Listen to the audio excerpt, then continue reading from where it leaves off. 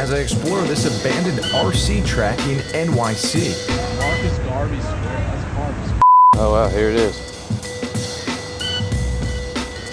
Down the track. You're watching RRLRC, an elevated RC racing production.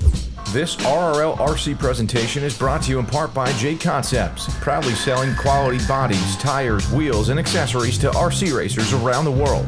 A-Main Hobbies, your off-road RC headquarters, free shipping on eligible orders. And by Naughty Boy RC, keep it naughty. Click the links in the description to shop. The Bronx, home of the Yankees, Black Squirrels, and hip-hop. Little do people know about Fort Knox RC Park, a hidden gem of off-road RC racing that has seen better days. Today we're diving into its history and what led to its current state. Gunhill, aka Fort Knox, was built, I believe, in 1988 by E Hobbies, which was a hobby shop that was on East 233rd Street in the Bronx. They were the ones who built the track first. They got the permits from the city because the racetrack was built on public park. At some point, they went defunct. Sometime in the mid-2000s, Bruckner Hobbies took it over. They made it more A-scale centric, wider lanes, bigger jumps, got an actual driver stand, because back in the day, we used to stand on the ledge of the stone wall. You know, they had some big races. The New York City Championship was held there, and I was reigning short course champion. I believe 2012 or 13 was probably the last official race at Gunhill, because after that, Bruckner Hobbies pulled out and nobody else stepped up to have official races. So then now it's just a park that people go to run for fun. So like bashers, so to speak. The guys do the maintenance themselves. While the track was once a vibrant community hub, it now faces neglect and overgrowth. The once manicured grass has given way to weeds, and the sound of revving engines has been replaced by an unsettling silence in the biggest city in the world. Hello, kitty. The question is, what happened to this once thriving location? I've been researching the history of Fort Knox RC Park, otherwise known as Gunhill RC Raceway, and it's clear that this was more than just a racetrack. It was a gathering place for enthusiasts to share their passion. So what drove the community way here in the Big Apple? It's part of the Parks Department of New York City, and so it's like a park that's cared for by New York City, but New York City cut the budget. This abandoned RC track is actually owned by the city itself. That's right, folks, your tax dollars at work.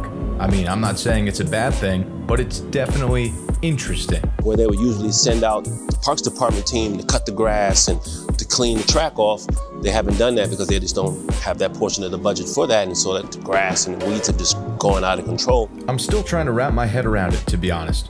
I mean, you'd think that the city would want to do more to preserve this place, to turn it into a community hub or presentable park. But no, instead it's just sitting here, collecting dust and debris. There's a group of us out there that do what we can do when our off time allows. We do free racing up there. No transponders just showing up and having a good old time there and just trying to keep the track decent condition so we could actually run on it. As we got back to Fort Knox RC Park for our second day of shooting, what do you know, but a local racer named Dave was running laps with his Miyazaki E-buggy. Okay, cool.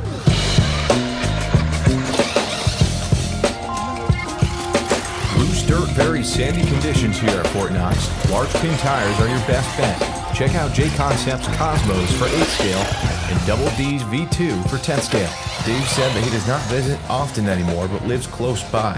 He's a regular at Barnstormers RC in Chester, New York, a track that we raced at last season. It turns out several racers for Barnstormers have ties to Fort Knox, including the owner of the barn, Rohan, who got a permit from the Parks Department to install this current layout over 8 years ago. I did not realize how cool RC car racing was until I saw that guy ripping that around the track. That is fun. I loved how it was genuinely kicking up dirt. What was really cool is there was one point, Dave's RC car did like a 360. It like rolled over, but he got it back on his wheels without having to touch it. He was just racing like nothing happened. And it's just cool. I can't imagine it takes a lot of skill and practice to get that clean at racing that without tipping it over. And he was nice with it, as you would expect in the Boogie Down Bronx, man. As I stand here surrounded by the remnants of a bygone era, I'm struck by the realization that there's beauty in the overlooked, in the forgotten, and in the abandoned. This RC track may be hiding in plain sight, but it's still got so much to offer, so much to teach us about the importance of exploration, of discovery, and of preserving our history. We are about to explore a whole new secret that is within the Bronx. It is the unofficially named Gunhill Raceway. Why do I have this in my hand? It looked cool.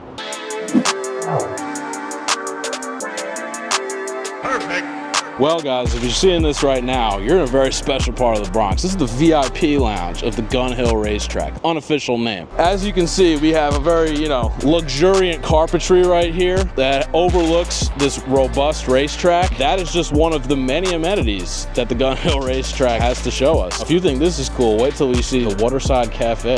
Arguably the prettiest part of this entire racetrack, cafe, lounge, bar, club. It's whatever you want to make it. Very open-ended. It's like Minecraft. And you go over here, you got beautiful seating. You got seating that faces the racetrack for our more competitive viewers. And then if you just want a nice view, hear the races in the background, you got the seats over there, overlooking a beautiful terrace right above just a stunning body of water. There's actually something really cool, and unbeknownst to us as to its origin, an obelisk in the middle of this water. We think it could be aliens. I'm not certain, but there's reason to believe. The leaked files are out there and you will learn. The wait staff did not clean all the plates here, but this is some of the food that you can get. That's looking like, it was chicken over rice about 3 days and 4 raccoons ago, but it's, it's good stuff. This is the beautiful waterside property that we're talking about here. It's overlooking whatever this is. It doesn't even have a name, and that's the beauty of it. Just like the Gunhill Racetrack's the unofficial name, this is the unofficial name here. And if you look right behind that tree, that's the obelisk that we believe is remnants of an alien civilization.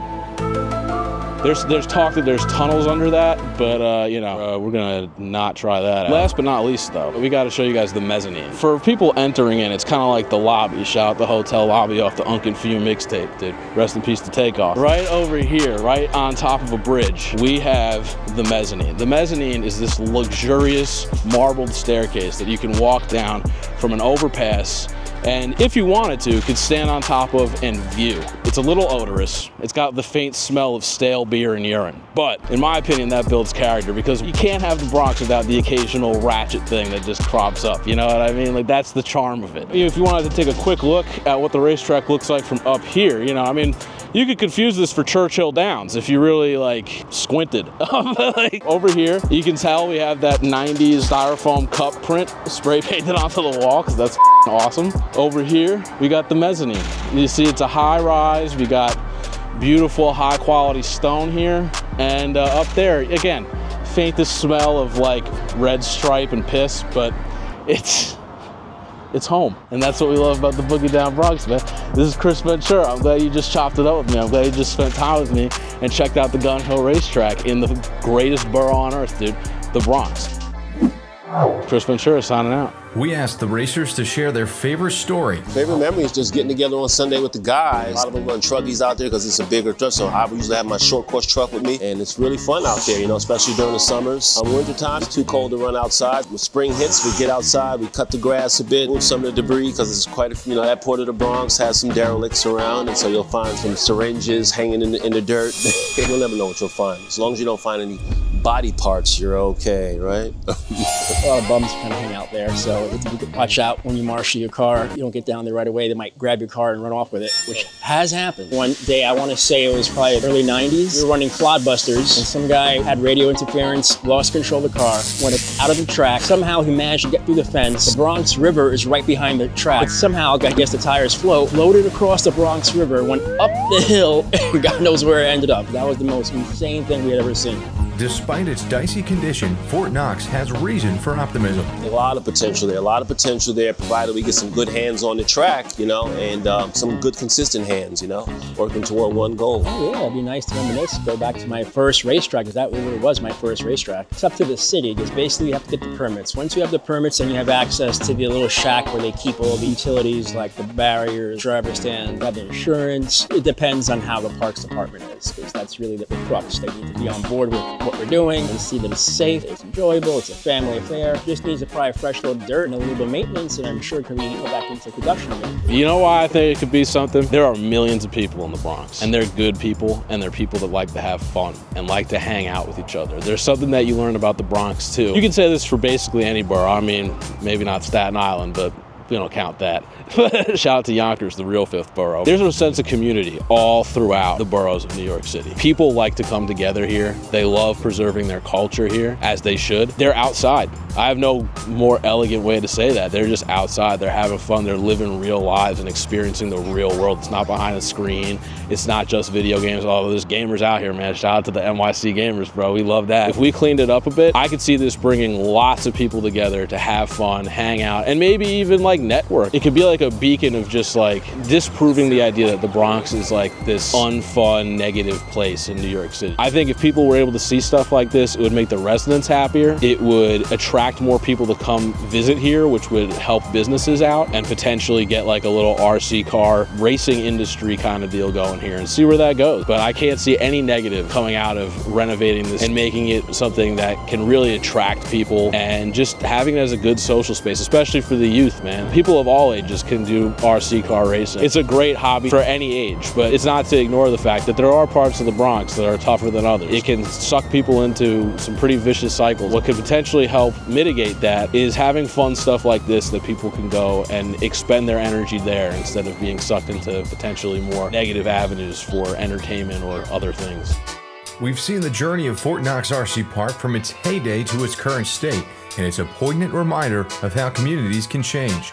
This track may be abandoned, but its legacy lives on in the hearts of those who used to call it home. Thanks for joining me on this journey, everyone. If you've got your own hidden gems to share or you've got suggestions for other places I should explore next, please let me know in the comments below.